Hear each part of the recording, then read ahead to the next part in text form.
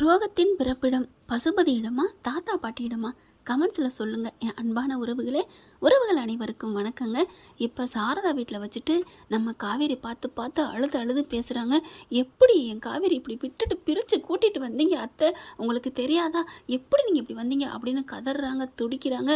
ஐயோ மாப்பிள்ளை, உங்களுக்கு நல்லா ஆகணும் அப்படிங்கிற ஒரு நல்ல மனசுனால மட்டும்தான் நாங்கள் இப்படி மறைஞ்சு வாழ்கிறோம்.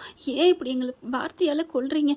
தாத்தாவும் பாட்டி என்ன சொன்னாங்க தெரியுமா? உங்களுக்கு சுயநினைவே இல்லை, அமெரிக்காவுக்கு போகிறோம், ஆப்பிரிக்காவுக்கு போகிறோம், கோமாவில் இருக்கிறான், என் பேரனும் நல்லா இருக்கணும், உங்கள் பிள்ளையும் நல்லா இருக்கணும்னு சொல்லிட்டு பச்சை மண் அந்த உசுரை என் பேரன் என் பேத்தி என் புள்ள கையில் கூட கொடுக்காத அளவுக்கு தூக்கிக்கிட்டு வந்துட்டாங்க தெரியுமா? உங்கள் தாத்தாவும் பாட்டியும் நாங்கள் எவ்வளோ மனசை கல்லாக்கிட்டு தானே கொடுத்தோம். எந்த தாயாவது கொடுக்க சம்மதிப்பாளா? ஏன் நான் சம்மதிச்சேன்னா நாளை பின்னா உசுரோட கண்ணு முழிச்சு என் விஜய் கேட்டால் என்ன பண்ணுவோம்? பொண்டாட்டியும் இப்படி போயிட்டா, பிள்ளையும் இப்படி ஆயிடுச்சுன்னு சொன்னால் என் பேரன் துடிச்சு உடனே உயிரை விட்டுருவான்னு கெஞ்சி அழுது கேட்டாங்க. அதனால மட்டும்தான் என் பேத்தியை கொடுத்தேன் தெரியுமா?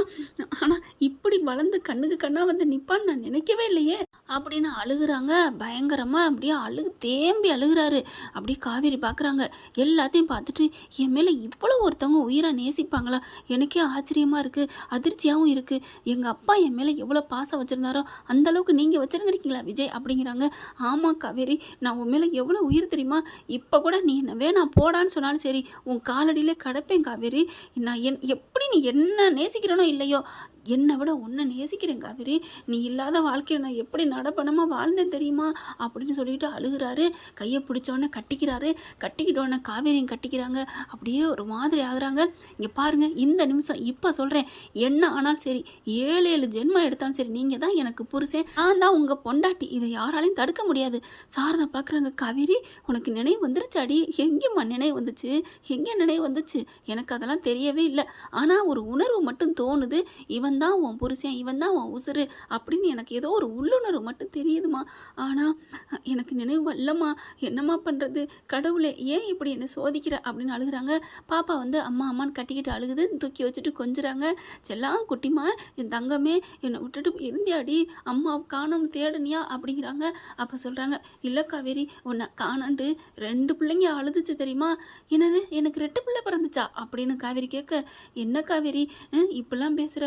நான் இது வரைக்கும் ஒன்று நான் அவ்வளோ தேடுறேன், தவிக்கிறேன், துடிச்சேன்னு சொன்னனே, அப்போ புரிஞ்சுக்க வேணாமா அப்படின்னோடனே ஒரு மாதிரியாக பார்க்குறாங்க. ஓ புரியுது எனக்கு அப்படிங்கிறாங்க. நானும் ஒரு குழந்தையாத்தான் உன்னை தேடுனேன் தெரியுமா? அவன் மட்டும் குழந்தை இல்லை, நானும் உனக்கு குழந்தை மாதிரி தான் நீ சொல்லுவ. முதல்ல உங்களை தான் நான் பார்ப்பேன், அப்புறம்தான் நமக்கு குட்டிமா பிறந்தா அப்படின்னு நீ சொல்லிக்கிட்டே இருப்ப தெரியுமா? உனக்கு காலெல்லாம் சுடுதண்ணி வச்சு கொடுத்தா ரொம்ப பிடிக்கும், ஒத்தடை வச்சு கொடுப்பேன் தெரியுமா அப்படிங்கிறாங்க. அதெல்லாம் கேட்டுட்டு அழுகிறாங்க. என்ன ஆனாலும் சரி, எனக்கு சுயனே வராமல் போனாலும் சரி பரவாயில்ல விஜய், நான் உங்கள் கூட தான் இருப்பேன். அம்மா நான் இப்போவே போகிறேன் அப்படின்னு சொல்ல, இருமா இரு அப்படின்னு சொல்லிட்டு சாரதாவும் விஜயும் ஒரே நேரத்தில் சொல்கிறாங்க. ஏன் என்னாச்சு அப்படின்னு காவேரி கேட்க, இல்லை இப்போ வீட்டுக்கெலாம் போக முடியாது, என்ன இப்படி ஒரு பாதாள குழியில் தள்ளுனாங்களே, அவங்களுக்கு ஒரு சரியான சவுக்கடி நான் கொடுக்கணும் காவேரி அப்படிங்கிறாங்க. என்னங்க பண்ண போகிறீங்க? என்ன பண்ண போகிறேன்னா நான் பண்ணுவேன், பாரு பொறுத்திருந்து அப்படிங்கிறாங்க. சாரதா உடனே, தம்பி வேறு எதுவும் பண்ணிடாதீங்க. என்ன பண்ணிடாதீங்களா?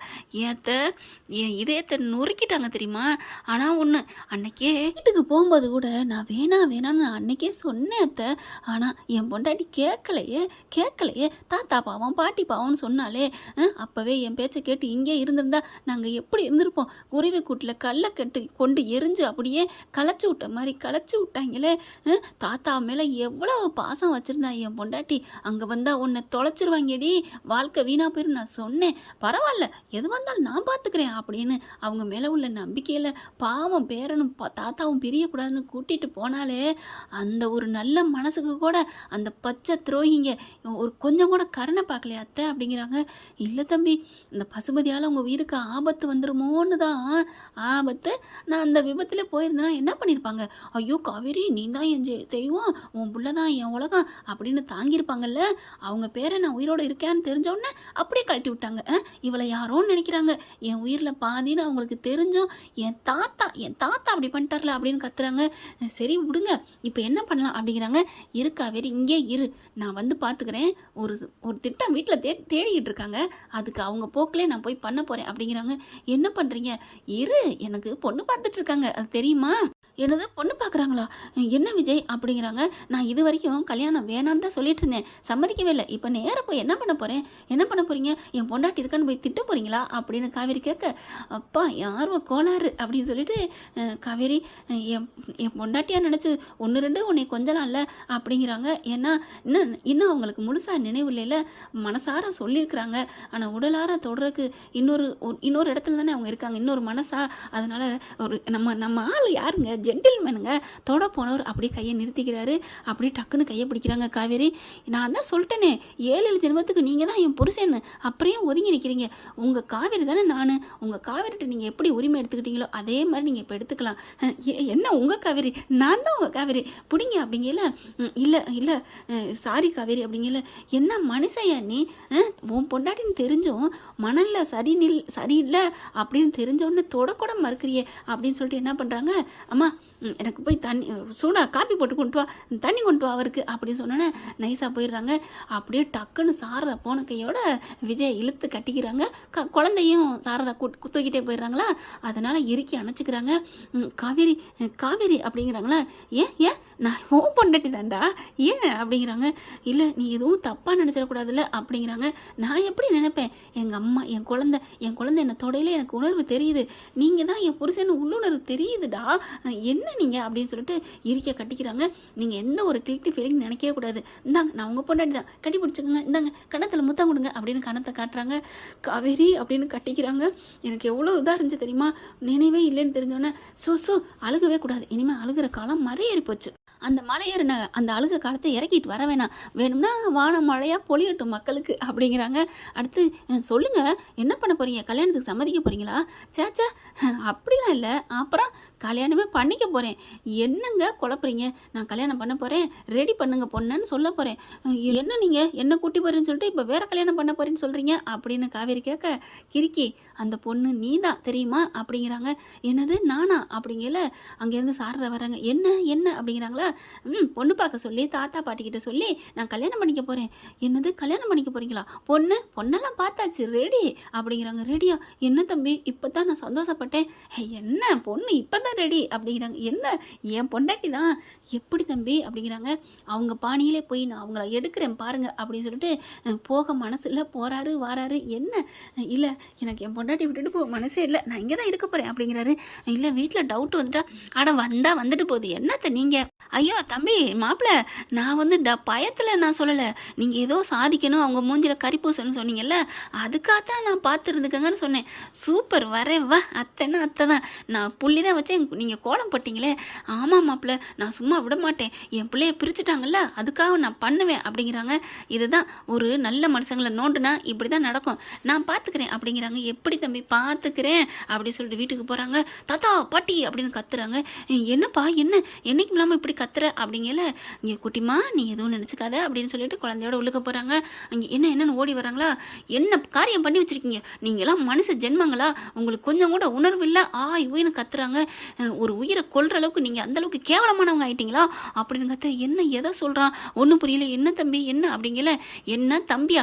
அங்கே பாருங்க நான் நேற்று தான் செடி நட்டு வச்சேன். ரோஜாப்பு செடி அவ்வளோ அழகாக இருந்துச்சு. அதில் யார் சுடுதண்ணி ஊற்றி வச்சது அப்படிங்கல. இதைத்தான் கேட்டானா? அப்பா அது மென்மையான இதழ் கரிய போயிருக்கு. யார் இப்படி பண்ணது? இப்பெல்லாம் நீங்களாம் பண்ணுறீங்களே, கடவுள் உங்களுக்கு சரியான தண்டனை கொடுப்பான். அது உயிர் இல்லைன்னு நினச்சிட்டு இருக்கீங்களா?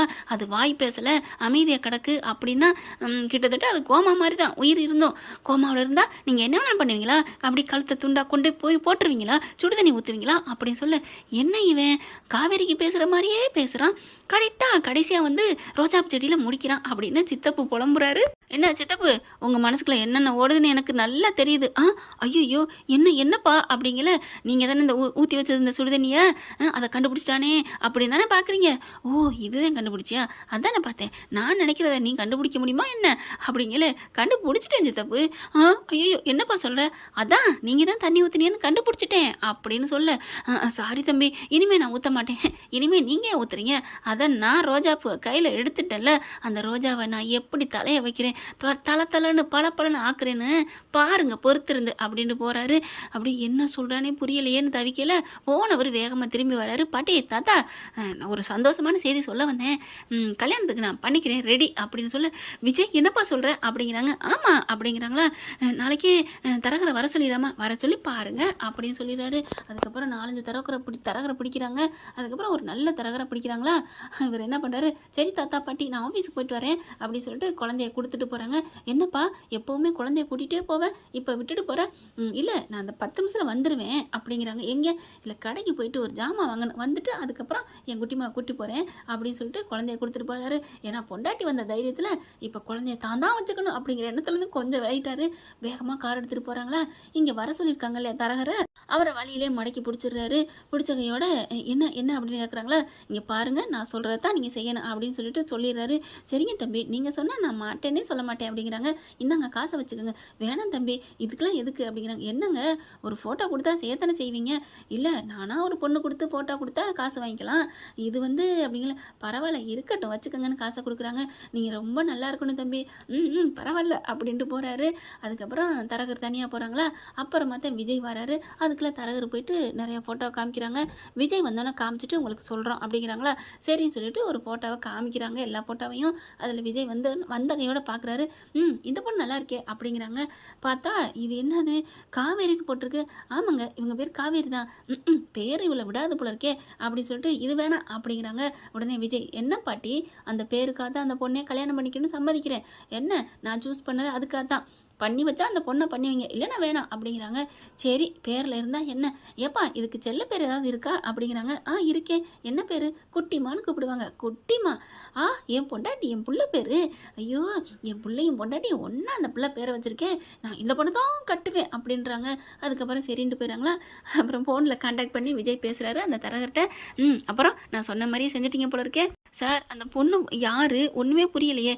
அது யாருமே இல்லைங்க, நான் சும்மா வரைஞ்சி எடுத்தது தான். அப்போ உண்மையிலே பொண்ணு இல்லையா. ஆமாம் அப்படிங்கிறாங்க. அப்பாடா நான் கூட அந்த பொண்ணு ஏதாவது சண்டை போட்டுவோன்னு பயந்துட்டேன், அதெல்லாம் பயப்பட வேணாம் அப்படின்னு சொல்லிட்டு குழந்தைய வாங்கிக்கிறாங்க. நாங்கள் போயிட்டு வரோம் அப்படிங்கிறாங்க. எங்கேப்பா, கோயிலுக்கு தான், அங்கே சாமி எனக்காக காத்துட்ருக்கு நான் வர்றேன் அப்படின்னு சொல்லிட்டு வேகமாக ஓடுறாருங்க வண்டி எடுத்துக்கிட்டு. அங்கே நேராக காவேரி தவிச்சுக்கிட்டு இருக்காங்க. போன கையோட ஆய் குட்டிமா செல்லக்குட்டி அப்படின்னு போய் கொஞ்சிறாரு வைக்கிறாரு. என்னாச்சுங்க, வீட்டில் கல்யாணம் வேறு ஏற்பாடெலாம் தடபுடல் நடந்துட்டுருக்கேன் அப்படிங்கிறாங்க. அதுக்கப்புறம் அத்தை எனக்கு ஒரு சின்ன ஒரு உதவி பண்ணுங்கள். என்ன, இன்னைக்கு நான் இங்கே தங்கிக்கட்டுமா. என்ன மாப்பிள்ள சொல்கிறீங்க, வீட்டில் ஏதாவது சொன்னாவா, சொன்னால் ஆஞ்சு விட மாட்டேன். நான் வெளியில் ஒரு ஃபங்க்ஷனுக்கு போகிறேன்னு சொல்லிட்டு தான் வந்தேன். என் ஃப்ரெண்டு வீட்டு கல்யாணம் நைட்டெல்லாம் தங்கிட்டு தான் வருவேன் அப்படின்னு சொல்லியாச்சு அப்படின்னு சொல்ல, தம்பி அப்படின்னு சொல்லிட்டு ரொம்ப சந்தோஷப்படுறாங்க.